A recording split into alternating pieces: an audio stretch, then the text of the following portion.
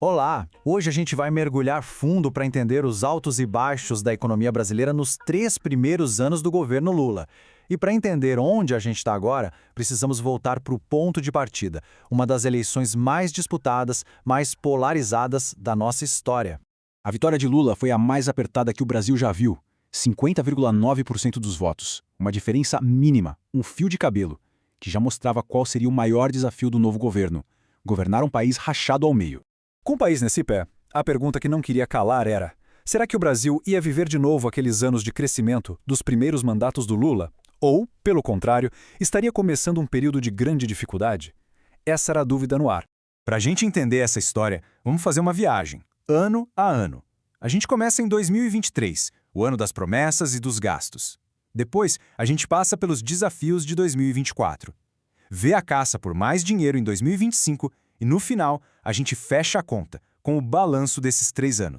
E o primeiro ano já começou com tudo. O governo tinha um foco muito claro em duas coisas. Primeiro, botar mais dinheiro nos programas sociais. E segundo, criar uma nova regra para os gastos do país. Logo de cara, o governo agiu rápido. Desfez os cortes de impostos que tinham sido feitos no finalzinho da gestão anterior e, ao mesmo tempo, turbinou o Bolsa Família. Eram mais de 20 milhões de famílias recebendo. De quebra, ainda deu um aumento real para o salário mínimo, algo que era uma promessa de campanha.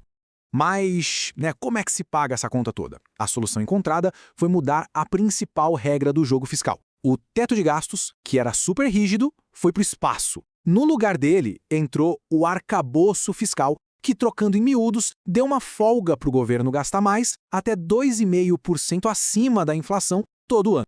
E olha, enquanto rolava essa discussão toda sobre gastos, uma mudança ainda mais gigante estava acontecendo: a reforma tributária. Pensa só, depois de 30 anos de debate no Congresso, ela finalmente foi aprovada. A ideia era simplificar aquele caos de impostos, juntando 5 tributos diferentes em apenas 2. Essa frase aqui resume perfeitamente o tamanho do problema, né? A complexidade era tanta que as empresas gastavam rios de dinheiro só para conseguir calcular o que deviam. Um custo absurdo que, no fim, todo mundo pagava.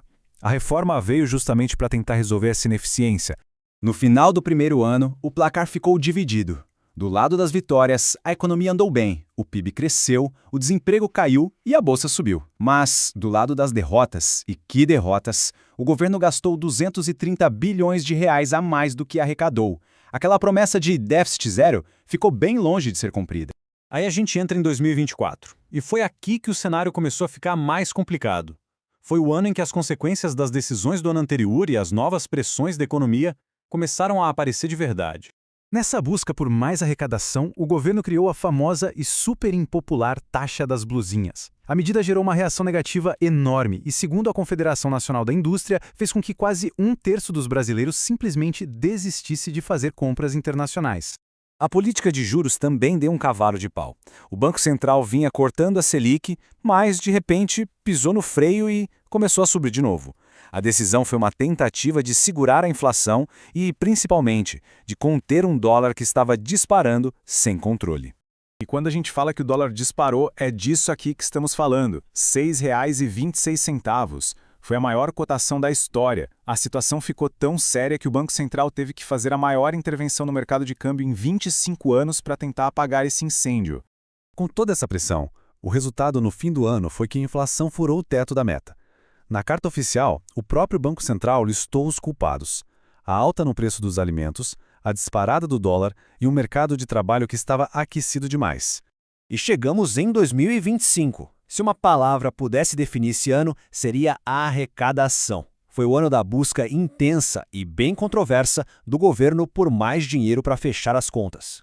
Esse slide mostra bem a sequência de batalhas. Primeiro, o governo quis monitorar as transações por Pix, mas a repercussão foi tão ruim que tiveram que voltar atrás.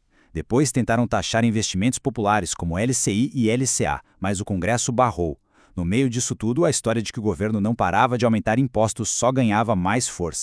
E foi essa frase aqui que viralizou. Ela era o ponto central de um manifesto da oposição que se espalhou por toda a parte. A acusação, repetida à exaustão, acabou cristalizando na cabeça de muita gente a percepção de que o governo estava o tempo todo criando ou aumentando impostos para pagar os seus gastos. Pois bem, Depois de toda essa montanha-russa de 3 anos, passando por promessas, desafios e polêmicas, qual é o saldo final? Vamos juntar as peças do quebra-cabeça. O retrato final é, no mínimo, complexo. Por um lado, temos indicadores muito positivos. O desemprego está lá embaixo, em níveis históricos, a bolsa de valores nas alturas e a inflação parece controlada. Mas, por baixo desses números, tem uma preocupação enorme, que não para de crescer: o aumento da dívida pública. E é com essa grande dúvida que a gente encerra. O Brasil conseguiu achar um jeito de crescer, mesmo com a dívida aumentando? Ou será que esses desafios fiscais, em algum momento, vão acabar derrubando os resultados positivos? A resposta para essa pergunta é o que vai definir o rumo da economia nos próximos anos.